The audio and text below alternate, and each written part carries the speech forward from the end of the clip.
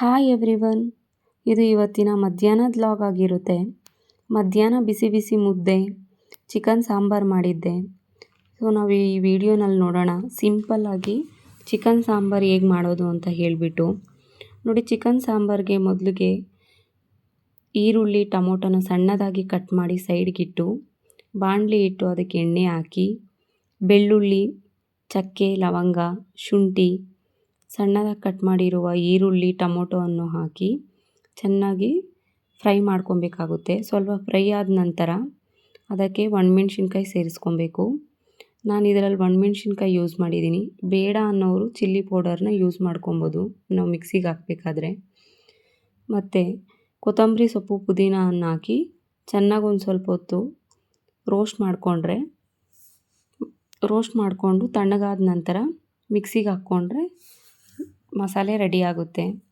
ನೋಡಿ, ಆಮೇಲೆ ಚಿಕನ್ನು ಚೆನ್ನಾಗಿ ತೊಳೆದಿಟ್ಕೊಂಡು ಎಣ್ಣೆ ಹಾಕಿ ಚಿಕನ್ನ ಬಾಣಲಿಗೆ ಹಾಕಿ ಫ್ರೈ ಮಾಡಿಕೊಂಡು, ಕಲ್ಲುಪ್ಪು ಸ್ವಲ್ಪ ರುಚಿಗೆ ತಕ್ಕಷ್ಟು ಕಲ್ಲುಪ್ಪು ಹಾಕಿ, ಅರಿಶಿನ ಪುಡಿ ಸೇರಿಸ್ಕೊಂಡು ಒಂದು ಸ್ವಲ್ಪ ಹೊತ್ತು ಎಣ್ಣೆನಲ್ಲೇ ಫ್ರೈ ಆಗೋದಕ್ಕೆ ನಾವು ಬಿಡಬೇಕು. ಚೆನ್ನಾಗಿ ಎಣ್ಣೆನಲ್ಲಿ ಫ್ರೈ ಆದಮೇಲೆ ಒಂದು ಕಾಲು ಭಾಗ ಬೆಂದಿರಬೇಕು.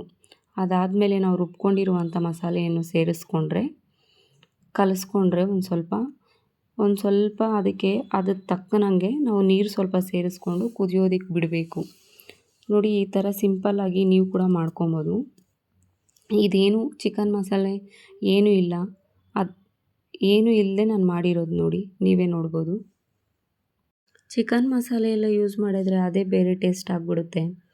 ನಮ್ಮ ಮನೆಯಲ್ಲೆಲ್ಲ ಇದೇ ರೀತಿ ಮಾಡ್ತೀವಿ. ಈ ಥರ ಮಾಡಿದ್ರೇ ಮುದ್ದೆಗೆ ಚೆನ್ನಾಗಿರುತ್ತೆ. ಇದನ್ನು ನೋಡಿ, ಮುದ್ದೆಗೆ ಒಂದು ಸ್ವಲ್ಪ ಗಟ್ಟಿನೂ ಇರಬಾರ್ದು, ಒಂದು ಸ್ವಲ್ಪ ಜಾಸ್ತಿ ಅಂತ ಹೇಳ್ಬಿಟ್ಟು ನೀರು ಥರನೂ ಇರಬಾರ್ದು. ಈ ಥರ ಮೀಡಿಯಮ್ ಅದಕ್ಕೆ ತೊಗೊಂಬಂದು ಬೇಯಿಸ್ಕೊಬೇಕಾಗುತ್ತೆ. ಇದ್ರ ಜೊತೆಗೆ ನೋಡಿ, ಬಿಸಿ ಬಿಸಿ ಮುದ್ದೆ ಮತ್ತು ಚಿಕನ್ ಸಾಂಬಾರು ಎಷ್ಟು ಚೆನ್ನಾಗಿದೆಯಲ್ವಾ. ವಿಡಿಯೋ ಇಷ್ಟ ಆದರೆ ಲೈಕ್ ಮಾಡಿ. Thank you.